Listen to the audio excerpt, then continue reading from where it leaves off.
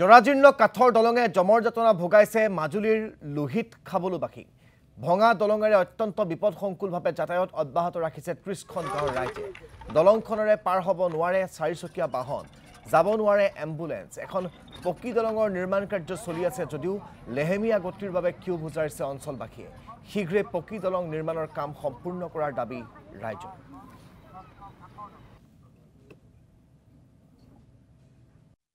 এইটো দলংখন অকণমান সোনকালে মানে কৰি এখন ৰিপেয়াৰিং কৰি দিব লাগে বা সেইটো কাম দুদিন দেৰি হ'লেও এই বস্তুটো ক্লিয়াৰ কৰি দিবলৈ মোৰ পিনৰ পৰা কোৱা হৈছে। এইবাৰ বাৰিষা দিয়া সোমাই গ'ল মানুহ কেইবাটাও এক্সিডেণ্টো হৈছে।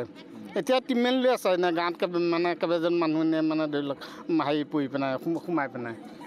সেইকাৰণে এই ৰাস্তাটোৰ কথা হ'ল উপদৰ্শক হেৰিয়ে চাই মেলি পেলাই অলপ সোনকালে বিকল্প ব্যৱস্থা এটা কৰি দিয়াটো ভাল হ'ব।